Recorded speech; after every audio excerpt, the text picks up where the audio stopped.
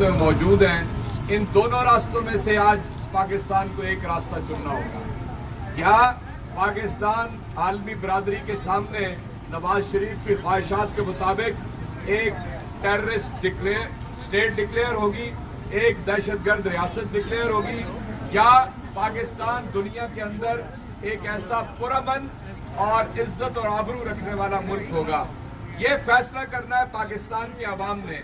वरना अगर आप ये समझें कि मौजूदा कठपुतली वजीर आजम और कठपुतली हुकूमत, जिसने आज एक ऑटोनमस अदारे, नैब के ऑटोनमस अदारे, जिसकी तकर्री कायदे ईवान और कायदे हिज़्ब इख्तिलाफ ने मिलकर की थी, आज कायमा कमेटी के सामने तलब करके पूरी जमहूरी रवायत को तबाह बर्बाद कर दिया है।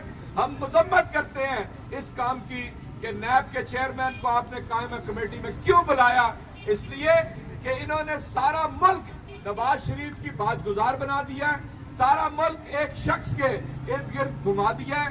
जितनी कानून साजी पार्लियामेंट के अंदर की गई है नवाज शरीफ को बचाने के लिए, उसे अपना ताहयात सदर बनाने के लिए, ये सारी शख्सी जितने भी ऐसे कवानीन होंगे पार्लियामेंट इंशाल्लाह इन्हें एक यक कलम काट देगी और आइंदा आने वाले पार्लियामेंट जो है वो उन इकदामात को कि जो आज नैब के जरिए हो रहे हैं, उन इकदामात को कि जो आज सुप्रीम कोर्ट के जरिए हो रहे हैं, इंश्योर करेगी, यकीनी बनाएगी कि ये पूरा खानदान, जिसमें नवाज शरीफ शामिल है और जिसमें शहबाज शरीफ शामिल है, जिसमें इसहाक डार शामिल है, इसके दो मफरूज बेटे शामिल है, इसकी बेटी शामिल है, इसका दामाद शामिल है, ये कैफरे किरदार तक पहुंचे।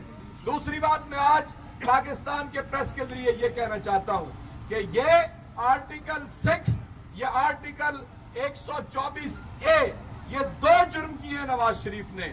एक जुर्म किया है पाकिस्तान के साथ गद्दारी का इर्तिकाब करके, और दूसरा जुर्म किया है अपने हल्फ से रूगर्दानी करके। ये वजीर आजम की हैसियत से 4.5 साल तक इस मुल्क के ऊपर वजीर आजम रहने के बाद इसने अपने हल्फ से रूगर्दानी की है, और इसके ऊपर 2 आर्टिकल लगते हैं, आर्टिकल 6 और आर्टिकल 24A, और इंशाल्लाह एक की सजा मौत है, और अगर उससे बच जाएगा तो दूसरे की सजा उम्र कैद है।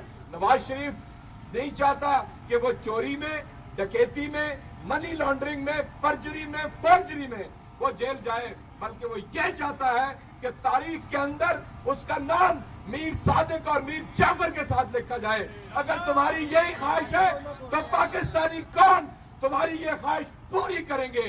और अगर तुम पाक फौज के खिलाफ या सुप्रीम कोर्ट के खिलाफ कोई जुबान खोलोगे तो आइंदा याद रखो, तुम्हारे सबकी जुबान तुम्हारी कुत्तियों से खींचकर इस प्रेस क्लब के चौक के अंदर फेंक दी जाएगी। मोदी का जो यार है, मोदी का जो यार है, मोदी का जो यार है, मोदी का जो यार है,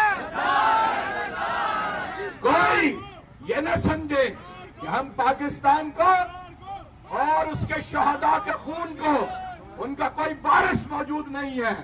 मैं मुतनब्बे करता हूं इन सारे मोदी के यारों को, रिश्तेदारों को, जिनको इसने अपने जाती उमरा में दावत दी, बगैर वीजे के आए, लानत भेजते हैं ऐसे सोच के ऊपर कि वो यहाँ पर बगैर वीजे के आया, 70 लोगों के साथ आया, और उन्होंने तो इसको घास नहीं डाली, लेकिन ये भाग के मोदी की हल्फ बर्दारी के अंदर भी गया, ये जिंदाल से मिला।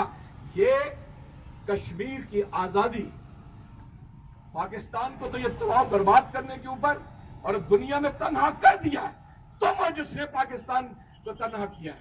तुमने उन शुहदा और उन मासूम बच्चों की जो आज, और बेटियों की, लड़कियों की जो कॉलेज स्टूडेंट हैं, जो कश्मीर में जद्दोजहद आजादी के लिए तन मन धन कुर्बान कर रहे हैं, उनकी पीठ में छुरा घोंपा है। तुमने ये मौका फराहम किया, भारत के जरिए आलमी बरादरी हमारे ऊपर उंगलियां उठाए, और हम इंतजार कर रहे हैं 21 तारीख का। अगर FATF पाकिस्तान के ऊपर कोई गजंद आई तो नवाज शरीफ याद रखे, तुम्हें ये कौम नहीं बख्शेगी। मैं फिर कहता हूं, अगर 21 मई को اگر پاکستان کے اوپر کوئی آنچ آئی تو تم یاد رکھنا تم اس کے ذمہ دار ہوگے، تم پاکستان کے غدار ہو، تمہارا غداروں کا انجام قریب ہے۔ بہت شکریہ۔